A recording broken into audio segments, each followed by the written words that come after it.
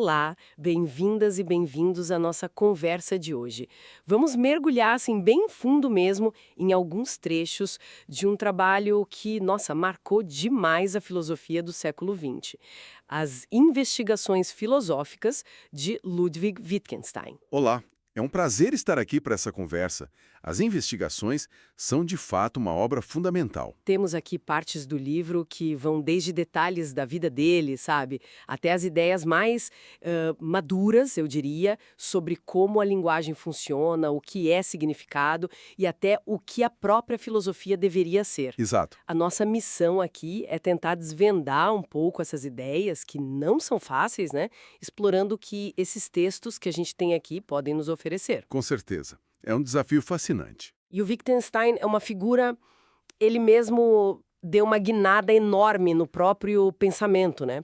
Depois daquela primeira fase do famoso Tractatus Lógico-Filosóficos, ele, bom, mudou completamente de direção. Vamos tentar entender essa virada e o que veio depois. Exatamente. As investigações, que, vale lembrar, só foram publicadas depois da morte dele, são um grande símbolo dessa segunda fase. Certo. Nessa fase, a linguagem deixa de ser vista, sabe, principalmente como o espelho lógico do mundo, como ele pensava antes lá no Tractatus. Aquela ideia da figuração lógica. Isso, essa ideia. E ela passa a ser entendida mais como você disse antes, uma caixa de ferramentas, cheia de instrumentos diferentes que a gente usa em múltiplas situações, múltiplos jogos, como ele vai chamar. Certo, uma caixa de ferramentas. Gostei dessa imagem. Ajuda a visualizar. Então vamos começar pelo começo, pelo contexto dessa mudança toda do Wittgenstein. Como foi essa transição? É uma história interessante. Os textos mencionam que ele teve uma vida bem intensa. Se alistou como voluntário na Primeira Guerra Mundial.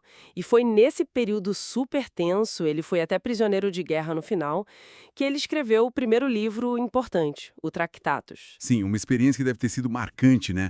Escrever filosofia naquelas condições. E parece que ele tinha uma busca pessoal muito forte também, né? Tem aquela parte em que ele escreve para o Bertrand Russell falando dos próprios odiosos e mesquinhos pensamentos. Uhum. E se perguntando como ele poderia ser um bom lógico sem antes tentar ser um homem melhor, buscando uma certa pureza. Isso é muito forte, muito pessoal. Sem dúvida. Essa intensidade pessoal, essa busca quase existencial, talvez ajude a gente a entender um pouco a profundidade e, eu diria, a honestidade intelectual da virada que ele deu mais tarde. Faz sentido. Porque depois que o Tractatus foi publicado, ali por 1921, e traduzido para o inglês logo depois, muitos intérpretes veem o Wittgenstein fazendo exatamente o que ele mesmo sugeriu no fim do livro, né? Aquela famosa metáfora de jogar fora a escada depois de ter subido por ela. Jogar fora a escada. Quer dizer que ele achou que o Tractatus estava completamente errado? Que ele abandonou tudo que tinha pensado antes? Não exatamente errado. Acho que a palavra que ele usa é mais, tipo, extremamente insatisfatório. Ah, insatisfatório. É diferente. É diferente, sim. É importante notar isso. Ele não renegou tudo de uma vez, mas ele percebeu que aquela abordagem, aquela tentativa de mapear a lógica perfeita entre linguagem e mundo, era limitada. Não dava conta de explicar a complexidade toda da linguagem como a gente usa no dia a dia. Entendi. Ele chegou a dizer que a visão do Tractatus era, de certa forma, supersticiosa. Supersticiosa, como assim? Talvez por ser muito rígida, muito presa a essa ideia de uma estrutura lógica perfeita, quase mágica, sabe? As investigações e outros textos preparatórios, como o Caderno Azul e o Caderno Marrom, são resultado dessa nova exploração, desse novo caminho. E qual seria, então, o novo papel da filosofia nessa segunda fase? Se não é mais construir aquele sistema lógico perfeito, o que a filosofia passa a fazer? A filosofia ganha um papel mais terapêutico, digamos assim. Terapêutico? No sentido de clarear as coisas. A tarefa principal passa a ser tentar neutralizar os efeitos enfeitiçadores da linguagem sobre o pensamento. Nossa, que frase forte. É muito forte. Como ele coloca de forma marcante, a filosofia vira uma luta contra o enfeitiçamento do nosso entendimento pelos meios da nossa linguagem. Então a filosofia vira tipo uma faxina mental para a gente não cair nas armadilhas da própria língua que a gente usa. Deixa de ser sobre criar grandes teorias. Exatamente isso. Para esse Wittgenstein mais maduro, o das investigações, a filosofia não deve ficar criando teorias grandiosas ou hipóteses sobre como as coisas realmente são por baixo dos panos. Certo. O objetivo é descrever em detalhes como a linguagem funciona na prática, no uso real, no dia a dia. A ideia é que, fazendo isso, olhando com cuidado, a gente consiga dissolver os problemas filosóficos. Dissolver, não resolver. Dissolver. Porque, para ele, muitos desses problemas nascem justamente de más interpretações das nossas formas linguísticas. A gente confunde a aparência gramatical das palavras, a forma delas, com o seu uso real, com a sua função. Isso fica claro no prefácio das investigações, que você mencionou antes. Ele fala sobre como o livro foi escrito, né? Sim, o prefácio é muito revelador sobre o método dele nessa fase. Ele descreve o livro como o sedimento, sabe? O resultado acumulado de investigações filosóficas que ele fez ao longo de 16 anos. 16 anos. Bastante tempo. Muito tempo. E essas investigações cobriam muitos temas: significado, compreensão, lógica, matemática, consciência. Ele conta que escrevia em forma de anotações, parágrafos curtos, às vezes seguindo um fio, outras vezes pulando de um assunto para o outro, bem diferente de um tratado sistemático. E ele não tentou organizar isso de um jeito mais tradicional, tipo capítulos, uma sequência lógica? Tentou. Ele mesmo admite que tentou várias vezes e fracassou. Percebeu que o pensamento dele logo se paralisava quando tentava forçar uma única sequência lógica, um caminho reto. Interessante. A natureza da investigação, ele concluiu, exigia que ele explorasse um vasto domínio do pensamento em todas as direções. Por isso ele compara as anotações do livro a esboços de paisagens, como desenhos feitos durante viagens longas e meio sinuosas pelo terreno das ideias. Esboços de paisagens é uma bela imagem também. E ele menciona pessoas que o influenciaram e parece meio inseguro sobre o valor do próprio trabalho, né? Sim, é uma honestidade que desarma a gente, né? Ele agradece o estímulo de amigos como o filósofo Frank Ramsey e principalmente o economista italiano Piero Sraffa. Sraffa, o economista. Esse mesmo. Diz a lenda, né, que o Sraffa fez um gesto típico napolitano, esfregando os dedos no queixo, meio que um gesto de desprezo ou dúvida, e perguntou para o Wittgenstein, qual é a forma lógica disso? Desafiando a ideia do Tractatus. Exatamente. Desafiando aquela ideia de que toda linguagem com sentido deveria ter uma forma lógica clara por baixo. Wittgenstein reconheceu que Sraffa lhe deu as ideias mais fecundas. Foi um estalo importante. Que legal essa história. E sim, ele publica o livro com sentimentos duvidosos. Diz que não tem certeza se essas anotações vão ajudar a trazer alguma luz nas trevas desta época. O desejo dele não era dar respostas prontas, mas sim estimular alguém a pensar por si próprio. Bem diferente daquela certeza quase matemática que a gente sente no Tractatus, né? Completamente diferente. É outra postura. Realmente, uma mudança e tanto. Vamos então entrar nessas ideias sobre a linguagem propriamente dita. Ele começa as investigações citando Santo Agostinho, falando sobre como aprendeu a falar. Por que começar por aí? Qual o ponto dele? Ele usa essa passagem famosa de Agostinho, das Confissões, como um ponto de partida. Mas um ponto de partida para criticar, na verdade. Ah, para criticar? É. Ele pega essa descrição que Agostinho faz, que é muito intuitiva, muito próxima do nosso senso comum, como exemplo de uma visão sobre a linguagem que ele acha, simplista demais. E qual é essa visão que Agostinho descreve? É a ideia de que aprender a falar é basicamente aprender nomes para as coisas, objetos, pessoas, ações, como se as palavras fossem etiquetas que a gente aprende a colar nas coisas do mundo. Os adultos apontavam e diziam o nome e a criança ia associando. E qual o problema com essa visão? Parece fazer sentido num primeiro momento, né? A gente aponta para a cadeira e diz cadeira. O problema, para o Wittgenstein, é que essa visão, apesar de parecer óbvia, esconde a complexidade toda da linguagem. Tem vários problemas aí. Tipo? Primeiro, ela dá a entender que a criança já pensa de forma estruturada, que ela já tem os conceitos e só precisa aprender as palavras para expressar esses pensamentos. Como se ela chegasse num país estrangeiro, já sabendo uma língua e só precisasse do dicionário local, sabe? Entendi. Ignora o próprio processo de aprender a pensar com a linguagem. Exato. E segundo, essa visão reduz tudo ao ato de nomear, de dar nome às coisas. Wittgenstein vai dizer que nomear ou denominar é só uma das muitas coisas que a gente faz com as palavras. É uma ferramenta importante, sim, mas é só uma ferramenta na caixa. Não é a função essencial da linguagem. Certo. Se não é só nomear, qual a alternativa? Onde fica o significado das palavras, então, para esse Wittgenstein das investigações? Se não é a coisa que ela aponta. Aí entram umas ideias mais famosas e, eu diria, revolucionárias das investigações. O significado de uma palavra não é, primariamente, a coisa que ela representa ou a ideia mental associada a ela. O significado está no seu uso na linguagem.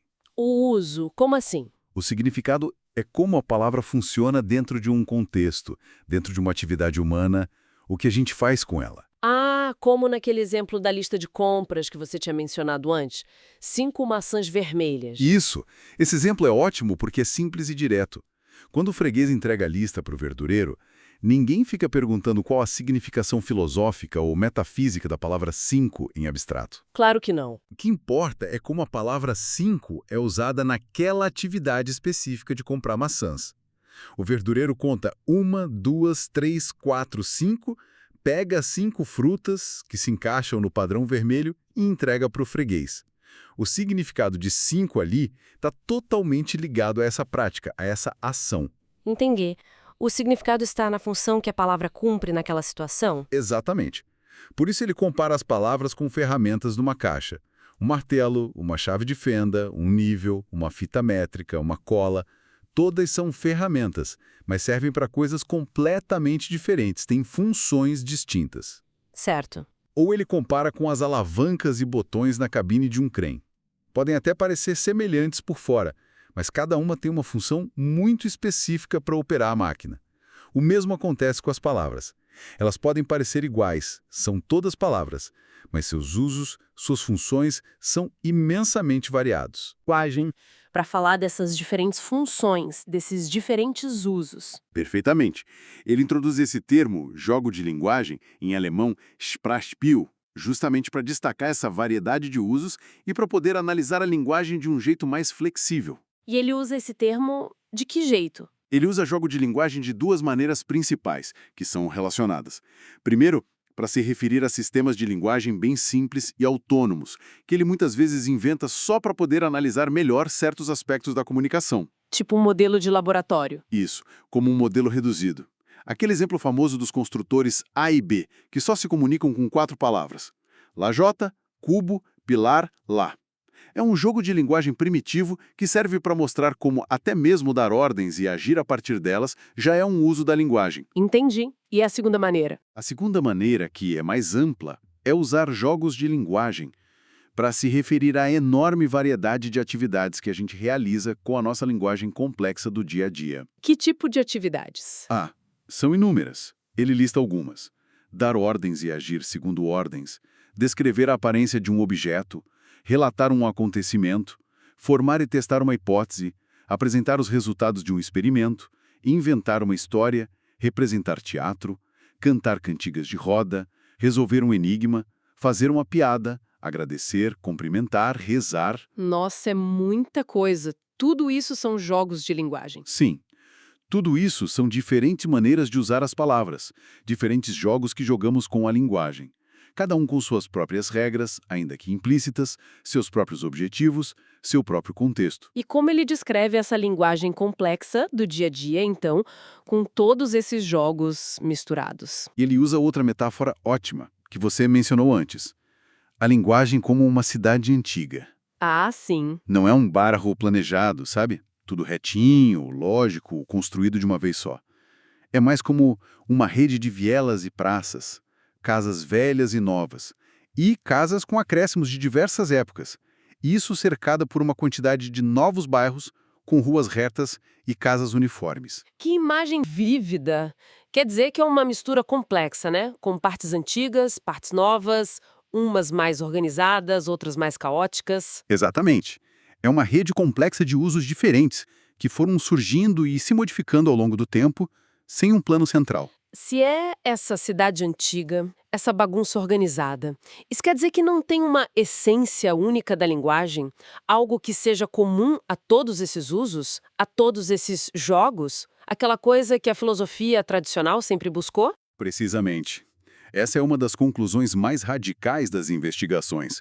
Wittgenstein argumenta fortemente contra essa busca por uma essência única da linguagem. Assim como ele argumenta contra a ideia de que todos os jogos, no sentido literal de brincadeiras e esportes, têm algo essencial em comum que os define como jogo. É verdade. Ele nos desafia. Olhe para a variedade de coisas que chamamos de jogo. Jogos de tabuleiro, jogos de cartas, jogos de bola, jogos olímpicos, quebra-cabeças, paciência, até brincadeiras de criança como roda-roda. O que todos eles têm em comum? Hum, Pensando bem agora, é difícil mesmo. Competição, não. Paciência não tem. Ter regras, talvez, mas as regras variam enormemente e algumas brincadeiras infantis têm regras bem fluidas. Diversão, nem sempre, né? Um jogador profissional pode não estar se divertindo. Ter um vencedor? Também não, como na paciência ou em brincadeiras cooperativas. Pois é. É muito difícil, se não impossível, achar uma característica única que esteja presente em todos os casos e só neles. O que a gente encontra, segundo Wittgenstein, não é uma essência, mas sim uma rede complicada de semelhanças, parentescos. Semelhanças de família, ele usa essa expressão, né? Exatamente, semelhanças de família. Familienähnlichkeiten. Alguns membros da família, alguns jogos, se parecem de um jeito. Exemplo, tem tabuleiro e peças. Outros se parecem de outro jeito. Exemplo, usam uma bola. Alguns têm características em comum com um grupo, outros com outro grupo. É uma rede de sobreposições. E o mesmo valeria para a linguagem. Sim, o mesmo vale para a linguagem. Os diferentes jogos que jogamos com as palavras, descrever, perguntar, ordenar, contar piada, etc., são aparentados de múltiplas formas, mas não existe um único fio dourado, uma única essência, que conecte todos eles e defina a linguagem com L maiúsculo. A busca por essa essência é uma miragem filosófica. Mas se conceitos como jogo ou linguagem não têm limites bem definidos, se não têm uma essência clara, como eles podem ser úteis? Se eu não sei exatamente onde termina o conceito de jogo, como posso usar essa palavra de forma significativa? Não fica tudo muito vago? Essa é uma ótima pergunta, e Wittgenstein a antecipa. Ele diz que essa falta de limites rígidos, essa indefinição, não torna um conceito inútil. Pelo contrário, é justamente assim que muitos dos nossos conceitos mais importantes funcionam na prática. Como assim? Ele pergunta: um conceito indefinido é um conceito inútil? E responde que não. Ele dá o exemplo da medida um passo. Antes de ser padronizada como, sei lá, 75 centímetros, a medida um passo era perfeitamente útil para muitas coisas, mesmo sendo inexata e variando de pessoa para pessoa. Ah, entendi. A falta de uma definição matemática precisa não impedia o uso. Exato.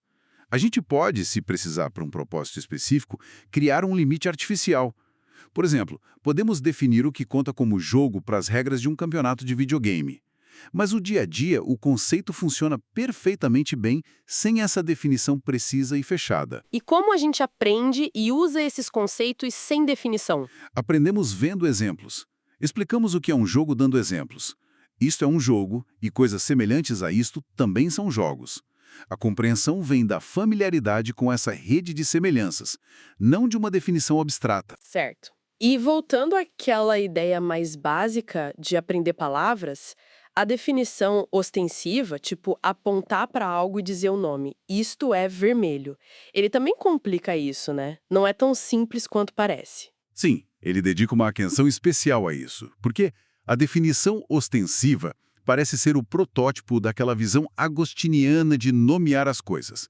Mas ele mostra que mesmo essa forma aparentemente simples de ensinar nomes tem seus problemas e pressupostos escondidos. Quais problemas? Primeiro, como a gente já falou um pouco, o ato de apontar só funciona dentro de um contexto, dentro de um jogo de linguagem que já está rolando dentro de uma lição determinada. Certo. Se eu aponto para um lápis vermelho e digo isto é Tove, usando uma palavra inventada. Como a criança sabe se Tove é o nome da cor, do objeto, do material, madeira, do formato cilíndrico, do número, um lápis, ou até do próprio ato de apontar? O gesto de apontar em si é ambíguo. Ah, claro. Para entender que vermelho se refere à cor quando eu aponto para o lápis e digo isto é vermelho, a pessoa já precisa saber o que é uma cor, o que é um objeto, ela já precisa saber jogar o jogo de identificar e nomear cores, de alguma forma. Exatamente.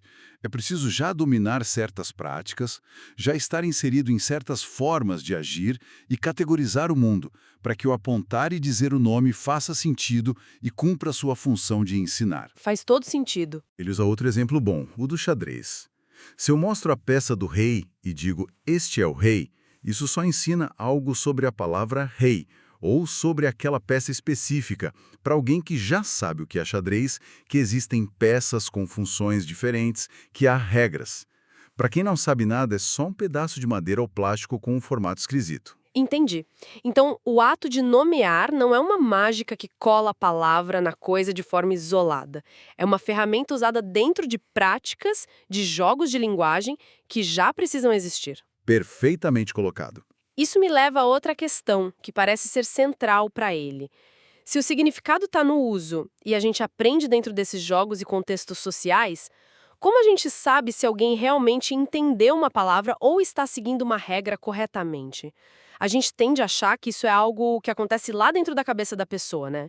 Um processo mental escondido. No Wittgenstein, nos desafia justamente a questionar essa ideia do processo mental interno e escondido como o critério último para a compreensão ou para seguir regras. É um ponto crucial das investigações. Como ele faz isso? Ele pergunta: o que a gente chama de a regra segundo a qual ele procede?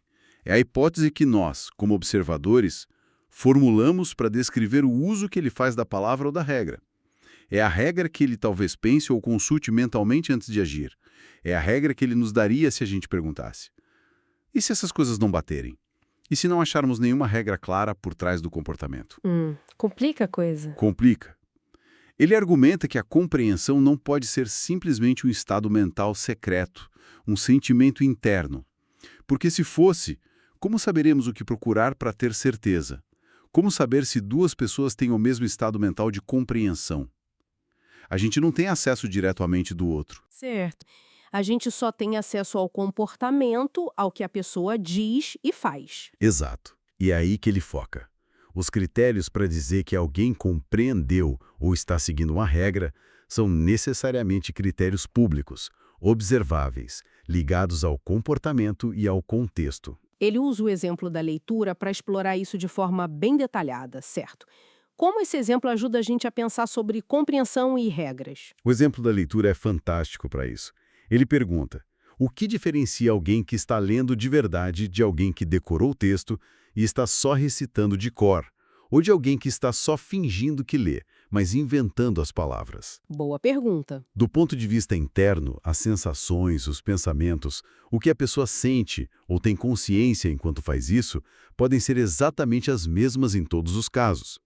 Eu posso me sentir lendo enquanto estou, na verdade, recitando de cor. É verdade. Então, a diferença não está necessariamente num mecanismo cerebral específico que só acontece quando lemos de verdade. Isso seria só uma hipótese científica, não um critério que usamos na prática. A diferença está nos critérios públicos, externos, que a gente usa para dizer se alguém está lendo ou não. E quais seriam esses critérios? Coisas como a pessoa foi treinada, ela aprendeu a ler ou só a decorar, como ela se comporta. Ela consegue ler outras palavras, textos diferentes? O que ela faz com o que leu? Ela entende, responde perguntas, o contexto em que ela está. É uma aula de leitura ou uma peça de teatro onde ela finge ler? Ah, então o conceito de ler não aponta para um único processo interno, mas para um conjunto de habilidades e comportamentos dentro de um contexto. Exatamente. E ele nota que a gente aplica a palavra ler de um jeito diferente para um iniciante que está soletrando com dificuldade e para um leitor fluente que passa os olhos rapidamente pelo texto. O critério de ler não é o mesmo nos dois casos, embora chamemos ambos de leitura. Entendi. E a sensação de ser guiado por uma regra, como quando a gente segue uma linha desenhada com o dedo ou segue uma melodia. Ele também analisa isso? Sim, ele analisa essa sensação de ser guiado ou deixar-se guiar. E, de novo, ele mostra que isso não é uma experiência interna única e identificável que seja a essência do seguir regras. Como assim? A gente pode até pensar numa situação específica, como alguém seguindo uma instrução com muito cuidado, com a testa franzida de concentração. Mas se a gente examina os detalhes dessa vivência, a sensação nos músculos, a concentração visual, a tensão, nada disso parece ser essencial para o ato de ser guiado. Podemos ser guiados distraidamente, por exemplo. A essência da experiência some quando a gente tenta isolá-la. Então, o que define ser guiado? Assim como a compreensão, o ser guiado se mostra na aplicação correta e consistente da regra ao longo do tempo, na prática observável, não numa vivência interna específica. Faz sentido. E como isso tudo se aplica àquele exemplo famoso de continuar uma série de números, tipo 2, 4, 6, 8? Como ele usa isso para discutir regras? Esse exemplo de continuar uma série numérica, como a regra +2, é um dos pontos altos das investigações, na minha opinião. É muito poderoso para mostrar a fragilidade da nossa ideia comum sobre regras. Como ele funciona? Imagine que a gente ensina a regra +2 para um aluno usando exemplos 2, 4, 6, até chegar em 998, 1000. Aí a gente pede para o aluno, continue a série. O aluno, que parece ter entendido, escreve 1002, 1004, 1006. Ótimo, perfeito. Certo, ele seguiu a regra. Agora, imagine outro aluno. A gente ensina exatamente da mesma forma, com os mesmos exemplos, até 1000. Pedimos para ele continuar, e ele escreve 1000, 1004, 1008, 1012. Ué, a gente diria que ele não entendeu, que ele errou a regra, que ele começou a fazer +4 depois de 1000. Exato. Nossa reação imediata seria essa. Você não entendeu? Não era para fazer isso? Mas e se o aluno insistisse? Mas eu estou fazendo a mesma coisa que aprendi. Eu estou continuando do mesmo jeito. Aí complica. Complica muito. Talvez a gente tentasse repetir a explicação, dar mais exemplos, mas e se nada disso adiantasse? E se ele continuasse aplicando a regra dele de forma consistente? O que a gente faria? Wittgenstein sugere que, nesse ponto, talvez a gente não possa mais só dizer que ele errou ou não entendeu. Talvez tenhamos que reconhecer que ele entende a ordem, continue do mesmo modo, de uma forma fundamentalmente diferente da nossa. Que a reação natural dele ao nosso treinamento, à nossa forma de vida, foi essa. Ele está seguindo uma regra. Só não é a nossa regra +2 como a entendemos universalmente. Uau! Isso abala bastante a ideia de que as regras matemáticas são absolutamente claras e objetivas por si mesmas, né? Que só existe uma maneira correta de seguir. Exatamente. Mostra que a objetividade das regras, a nossa capacidade de concordar sobre como segui-las, não vem só da lógica pura da regra em si. Ela depende de algo mais profundo. E o que seria esse algo mais profundo? O que nos une, então, para que a gente geralmente concorde em continuar com 1002, 1004? É aí que ele introduz a ideia de que a base do nosso entendimento mútuo e da nossa capacidade de seguir regras não está só nas definições ou na lógica pura, mas num acordo muito mais fundamental. Um acordo que não é necessariamente uma convenção explícita que a gente assinou. Um acordo em quê? E ele diz que não é só um acordo em definições, como definir o que é +2, mas um acordo em juízos, em como nós aplicamos as regras na prática, em como julgamos os casos concretos.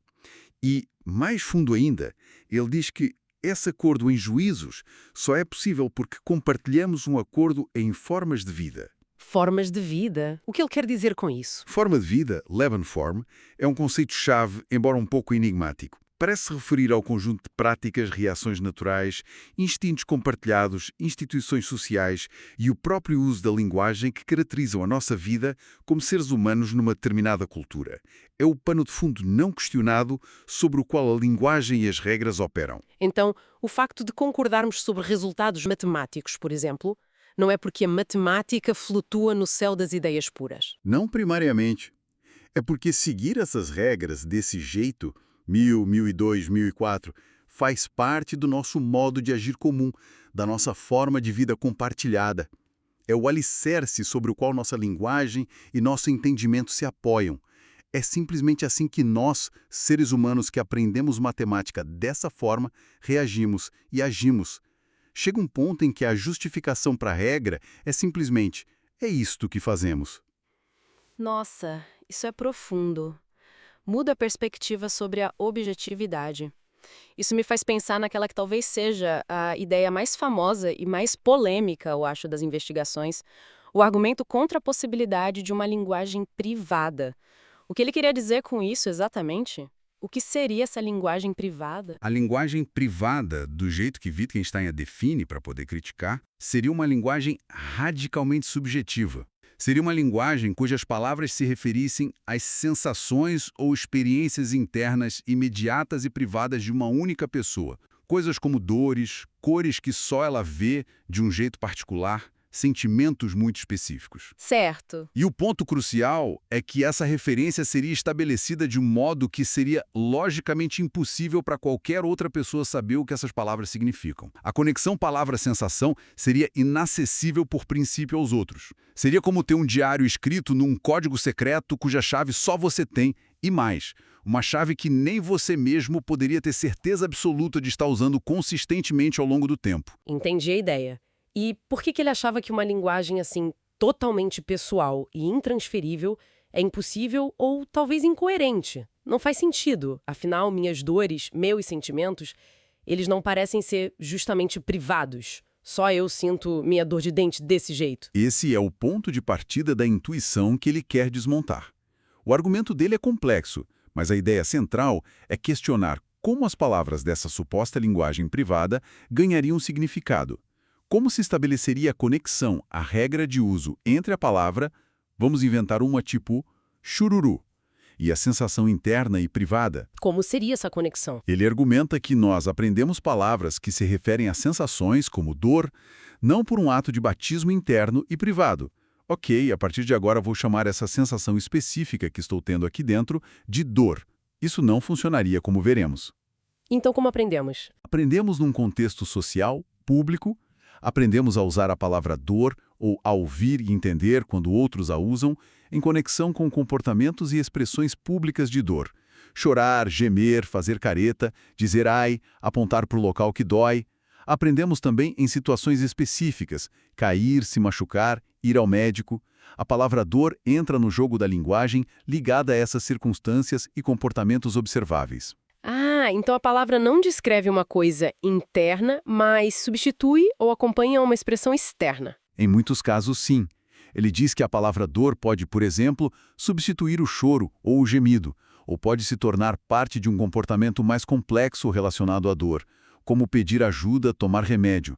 A linguagem sobre sensações está entrelaçada com nossas ações e reações no mundo. Mas e aquela sensação forte que todo mundo tem de que só eu sei se realmente estou com dor? O outro só pode adivinhar, não é? Ele não pode sentir a minha dor. Wittgenstein enfrenta essa objeção de frente. Ele diz que essa frase, só eu sei se tenho dor, é, de certa forma, enganadora. Ela pode ser vista como, em parte, falsa e, em parte, sem sentido, dependendo de como a interpretamos. Falsa e sem sentido. Como assim? É falsa porque, no uso normal da palavra saber, a gente diz sim que os outros sabem quando estamos com dor. Se eu estou gritando com a mão na barriga, meu amigo sabe que estou com dor. Ele não só supõe. A gente confia nesses critérios externos o tempo todo. Certo. E pode ser vista como sem sentido, porque dizer eu sei que estou com dor geralmente não informa nada além de eu estou com dor. Não é como dizer eu sei a capital da França. O saber ali não adiciona informação. Ter dor não é um tipo de conhecimento que eu possa ter ou não ter sobre um objeto interno. É uma condição em que me encontro. Entendi. A privacidade da dor não reside em ser um objeto escondido que só eu acesso com o meu olho da mente. Exato. A gramática da palavra dor é diferente da gramática de palavras que nomeiam objetos observáveis. E aquele exemplo do diário, a pessoa que decide anotar S toda vez que tem uma certa sensação particular. Como isso ajuda a derrubar a ideia da linguagem privada? Esse é um experimento mental crucial no argumento. Imagine que eu decida criar uma anotação para uma sensação recorrente, mas que eu acho que é totalmente privada, sem expressão natural óbvia. Decida anotar a letra S no meu diário, toda vez que essa sensação ocorrer.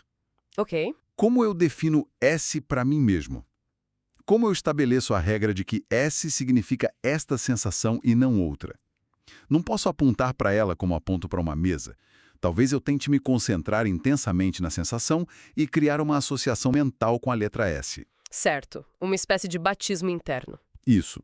Mas, pergunta Wittgenstein, como eu vou saber amanhã ou na semana que vem, quando tiver uma sensação, se é a mesma sensação S para qual eu devo anotar a letra S?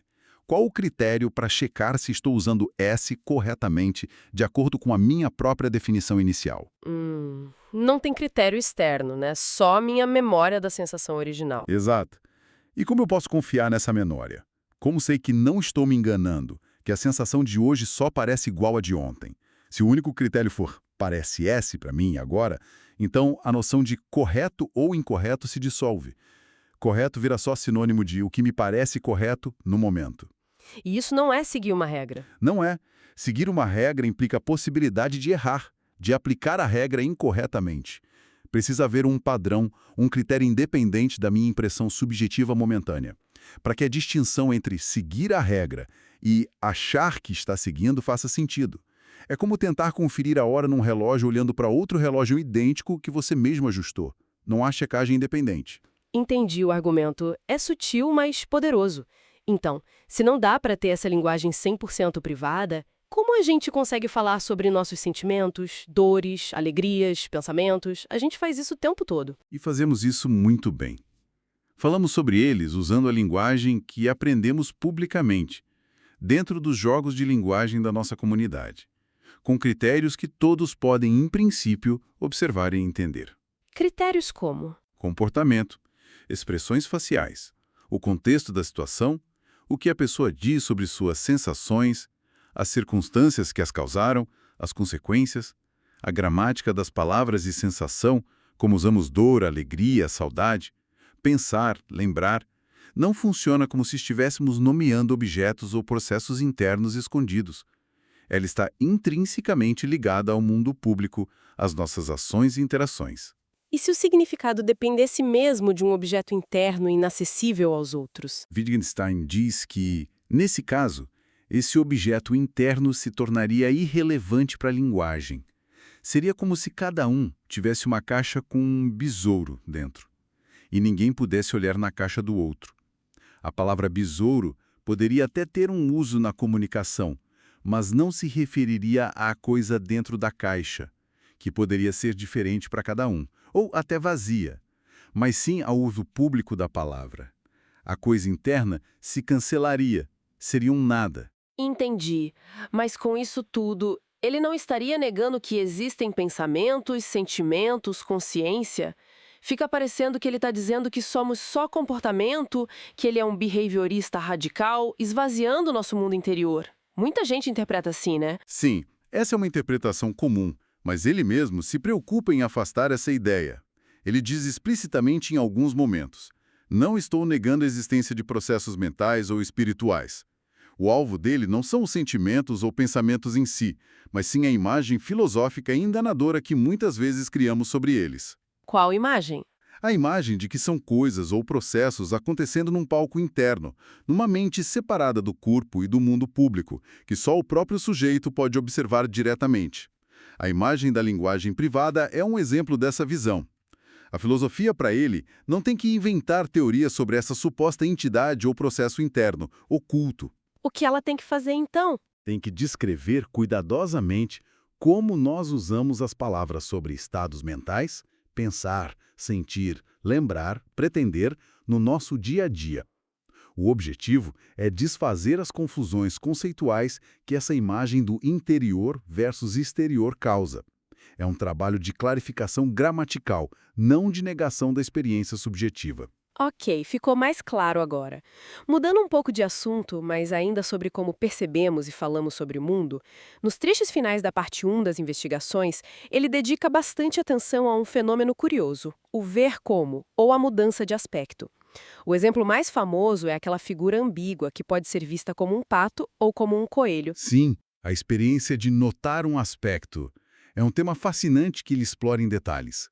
A gente olha para um desenho como o pato-coelho, as linhas no papel são as mesmas, o tempo todo, não mudam fisicamente. Mas, de repente, a gente vê a figura como um pato e um segundo depois, talvez piscando ou mudando o foco, a gente vê a mesma figura como um coelho.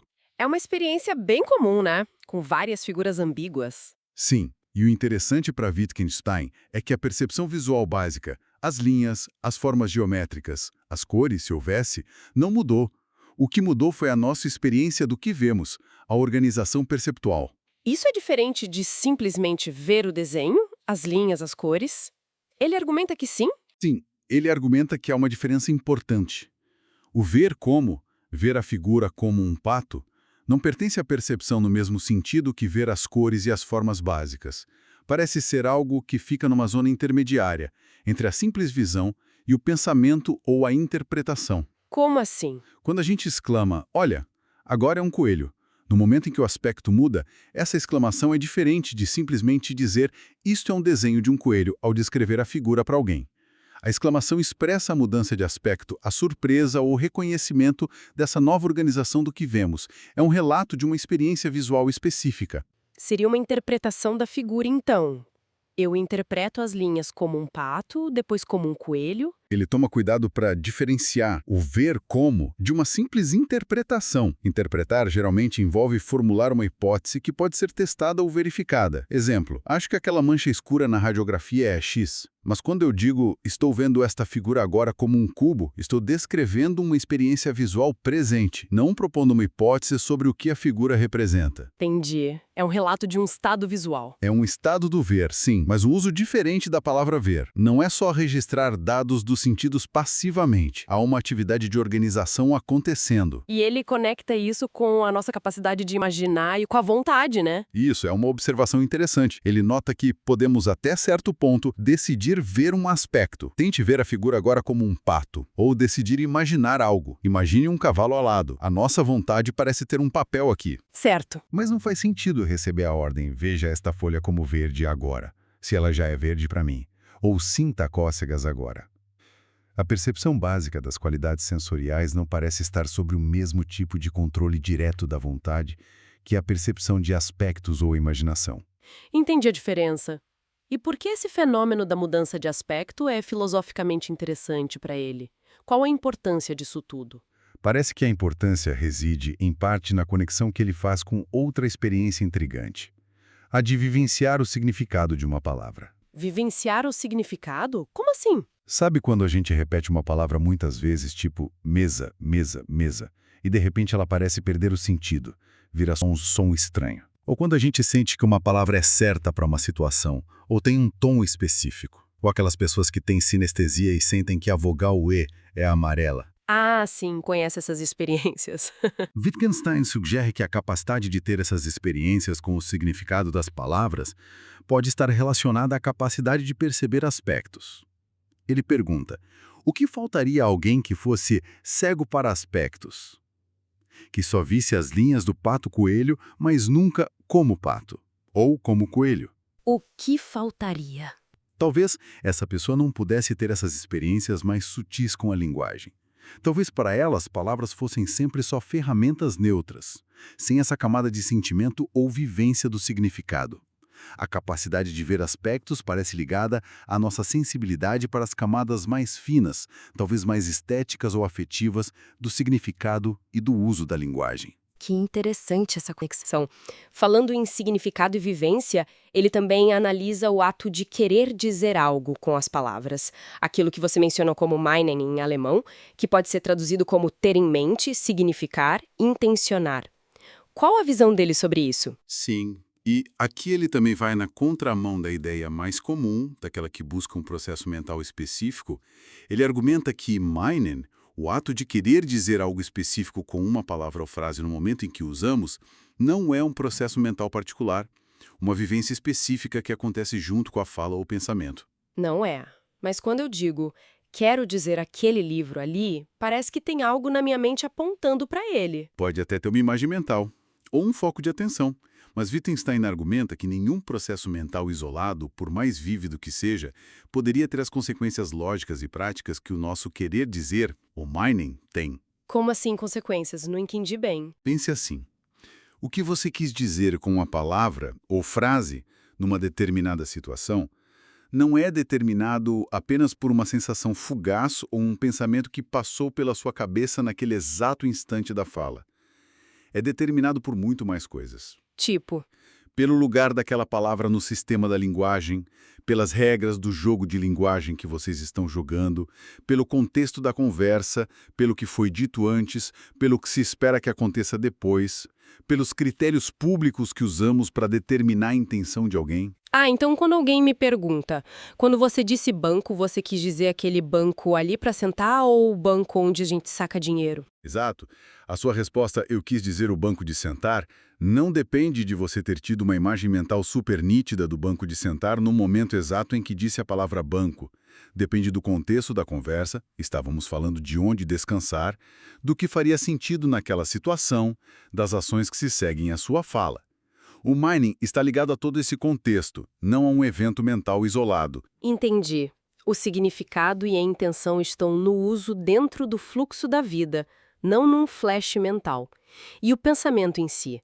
Ele também questiona a ideia de que o pensamento é sempre um processo que acompanha a fala. Sim, ele questiona essa ideia de um fluxo de pensamento interno correndo em paralelo e sendo traduzido pela fala. Claro que podemos pensar enquanto falamos ou pensar antes de falar. Mas o pensamento não é necessariamente uma coisa interna, um processo oculto que a fala apenas veste com palavras. Certo. Às vezes, o próprio ato de falar ou escrever é o pensamento se desdobrando. E mesmo a fala interior, aquele pensar com as nossas próprias palavras dentro da cabeça, não é um fenômeno misterioso e totalmente separado da fala exterior. Aprendemos a ter essa fala interior a partir da nossa capacidade de falar em voz alta, dentro da nossa comunidade linguística. O conceito de fala interior está ligado ao de fala exterior. Não é algo de outra natureza. E sobre a relação mente-cérebro? Ele chega a comentar aquela sensação que muita gente tem de que existe um abismo intransponível entre a consciência, a experiência subjetiva e os processos físicos do cérebro. Sim, ele toca nisso. E de forma consistente com o resto da sua abordagem, ele trata essa sensação de abismo não como uma descoberta sobre a natureza última da realidade, mas como um tipo de vertigem filosófica. Vertigem? É. Como se fosse um resultado de malabarismos lógicos, uma confusão que surge quando a gente tenta olhar para a consciência de um jeito muito particular, estranho ao uso comum da palavra. Quando a gente tenta transformar a consciência num objeto, que pode ser inspecionado diretamente, como se fosse uma coisa ao lado do cérebro. E aí a gente se enrola. Exato. Ele questiona se faz sentido observar a consciência dessa forma introspectiva radical. A dificuldade talvez não esteja na coisa em si, consciência e cérebro, mas do jeito que estamos tentando abordar a questão, presos em certas imagens enganadoras, como a do fantasma na máquina. Entendi a crítica. E para terminar os pontos dos excertos, ele também fala sobre a palavra eu. Como ele entende o uso dessa palavra tão fundamental? Ele argumenta que eu, assim como outras palavras como aqui, agora e isto, que os linguistas chamam de deíticos ou indexicais, não funciona como um nome próprio que aponta para uma entidade específica e constante, uma alma, um ego, uma pessoa particular. Não, mas parece que eu se refere a mim. Refere-se a quem está falando, claro, mas não da mesma forma que João se refere ao João. Eu funciona mais como um ponteiro, cujo significado depende de quem está falando, quando está falando. São palavras que funcionam em conexão com nomes e descrições para ajudar a fixar a referência na situação concreta. Entendi. E por isso, perguntas filosóficas como este corpo é meu? Ou esta dor que sinto é minha? Podem gerar muita confusão. Elas têm usos práticos óbvios. No hospital, depois de um acidente, por exemplo, doutor, este braço dormente é meu mesmo? Mas quando o filósofo as faz no seu gabinete tentando duvidar se o eu realmente possui o corpo ou a dor, ele está caindo de novo na armadilha de tratar eu como o nome de uma entidade misteriosa e dor como um objeto interno que pode ou não pertencer a essa entidade. Caímos de novo na confusão que o argumento da linguagem privada tenta dissolver. Ufa, exploramos bastante coisa hoje, hein? Ideias densas, complexas, mas realmente fascinantes desses trechos das investigações filosóficas. Foi uma viagem intensa por essa segunda fase do Wittgenstein. Foi mesmo. É sempre estimulante revisitar esses textos. Vimos ele mudar completamente o foco, né? Em vez de buscar essências escondidas por trás da linguagem ou estruturas lógicas perfeitas, ele passa a descrever pacientemente, minuciosamente, como nós efetivamente usamos a linguagem nos seus múltiplos jogos, nos contextos da nossa vida. É isso aí. A filosofia, nessa visão dele, vira uma atividade de clarificação. Quase uma terapia para os nós conceituais que nós mesmos criamos na nossa cabeça, ao entender mal como nossa própria linguagem funciona, ao sermos enfeitiçados por ela. Uma terapia. Gostei. É um convite constante para prestar atenção aos detalhes, para olhar e ver, hinsehen, ele diz em alemão, como as palavras são usadas na prática, no meio das nossas vidas compartilhadas, das nossas formas de vida. No fim das contas, assim, tentando resumir o que a gente leva dessas ideias todas, talvez o ponto principal seja esse chamado para reconhecer a bagunça organizada, a diversidade, a complexidade do jeito que a gente usa a linguagem. Acho que sim. E resistir àquela tentação muito comum na filosofia e talvez na ciência também, de querer simplificar demais, de querer encaixar tudo em modelos muito rígidos e em definições perfeitas que acabam ignorando a riqueza e a fluidez da vida real. Exatamente. É um chamado à atenção aos detalhes do uso concreto, a variedade irredutível dos jogos de linguagem. E talvez, para deixar uma última provocação para quem nos ouve, podemos pensar naquela frase enigmática de Wittgenstein que aparece mais para o final dos textos. Se um leão pudesse falar, não poderíamos compreendê-lo. Ah, essa frase é famosa. É muito intrigante. Considerando tudo que a gente conversou sobre a linguagem estar profundamente enraizada em formas de vida compartilhadas, em práticas, reações e interesses comuns, o que essa frase sugere sobre os limites da nossa compreensão? Limites. Sim, não só com outras espécies animais, como o leão, que tem uma forma de vida tão diferente da nossa, mas talvez até mesmo entre culturas humanas muito, muito distintas. Ou, quem sabe pensando no futuro, com possíveis inteligências artificiais avançadas que não compartilhem nossa biologia, nossa história, nossa forma de vida, poderíamos realmente compreendê-las ou elas a nós, mesmo que falassem nossa língua? Nossa, que pergunta. Fica no ar, né? Será que a linguagem é suficiente sem uma forma de vida em comum? Fica a pergunta no ar. Um convite à reflexão contínua, bem ao estilo de Wittgenstein. Com certeza. Uma pergunta e tanto para continuar pensando depois que a gente terminar aqui. Muito obrigada pela escuta nesta nossa análise, neste mergulho nas ideias de Wittgenstein. Obrigado pela conversa.